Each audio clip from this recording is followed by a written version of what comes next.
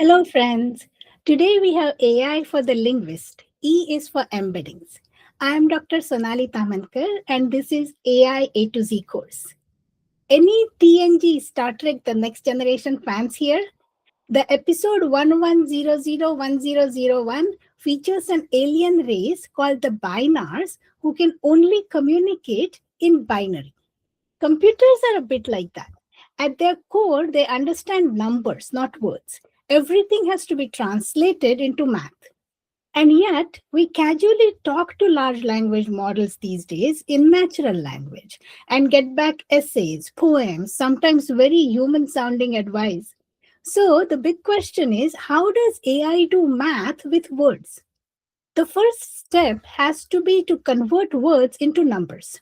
But that's not obvious because words don't have a natural numerical order.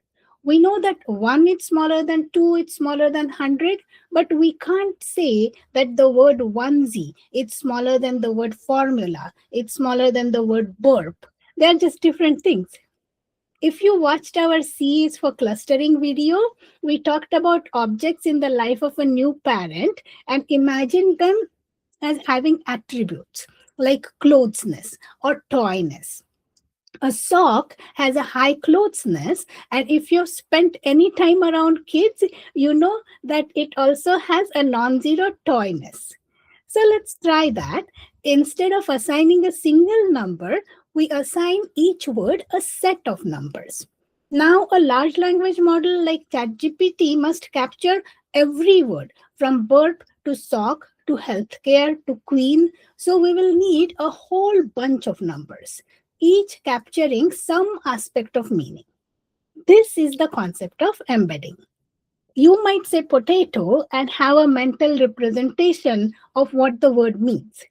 The representation that AI has of the same word in terms of its toyness and closeness and vegetableness and foodness and hardness and so on is a whole bunch of numbers.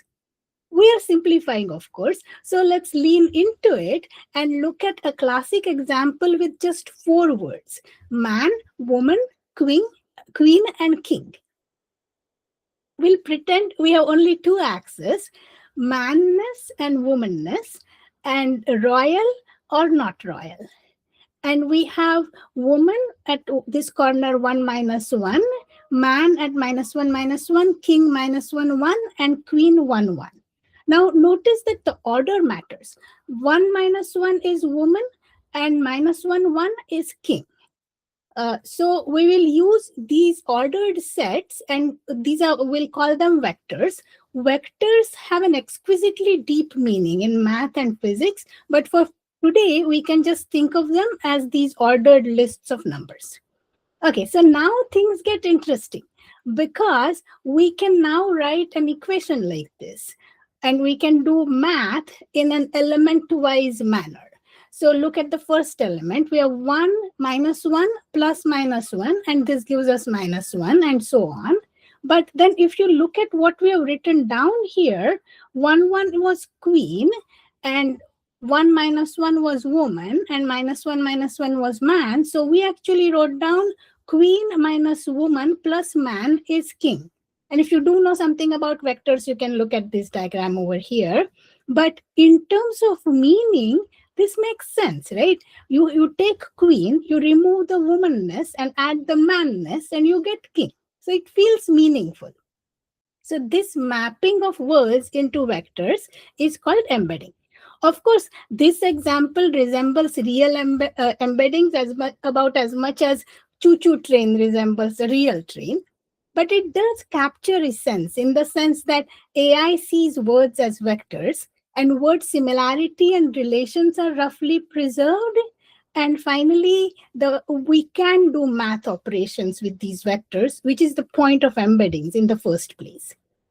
But unlike the toy example with only the man-womanness and the royalness, real embeddings have hundreds or even thousands of dimensions, and the axes are abstracts. They are not so easily interpretable as one specific somethingness. And the math is, of course, not so exact. The vectors are also normalized to 1. So squares of all these hundreds or thousands of entries add up to 1. So each entry would typically be very small if you looked at it. Finally, we embed tokens. Tokens can be whole words or parts of words or even punctuation. For example, a model may break up undo into un and do and learn separate embeddings, which helps it generalize to words like unlock or redo. So how do we assign these numbers? Of course, we let machines do the heavy lifting. We use algorithms like word2vec or glove to scan massive amounts of text and make sure that words that appear in similar contexts get placed next to each other in this high dimensional space. Okay, so now let's talk about an interesting healthcare application, ICD code embeddings. ICD codes are used internationally as a standardized medical vocabulary to classify diseases. There are tens of thousands of them, distinguishing things like gestational diabetes versus diabetes with retinopathy. There are also hilarious ones like bitten by dolphin or walked into lamppost, first encounter. If I want to build a model, say to predict which patients are at high risk of emergency room visits, I can't include tens of thousands of separate indicators. A group at Yale showed that you can use embeddings of ICD code descriptions. These are learned from language models along with a technique called an autoencoder to represent ICD codes in as low as 10 dimensions, down from 70,000 original codes. Impressively, these embeddings still understand that diabetes with retinopathy has something to do with the eye, while gestational diabetes relates to pregnancy. So this nuance would be lost if we rolled everything up to diabetes. Okay, one last point for today. Everything we have discussed so far are static embeddings. They assign one vector per word. But there is polysemy. So words that have multiple meanings. So a bark can be dog bark or tree bark. So to handle this, we need contextual embeddings, which we will cover in G is for Generative Pretrained Transformer. Okay, so let's conclude today with quick takeaways.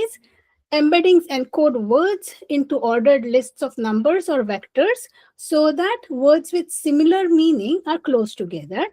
AI chat or even poetry is really math on vectors like these. Hope you're enjoying the series. What questions have come up for you today? Drop them in the chat and I'll see you tomorrow with F is for foundation models. Bye.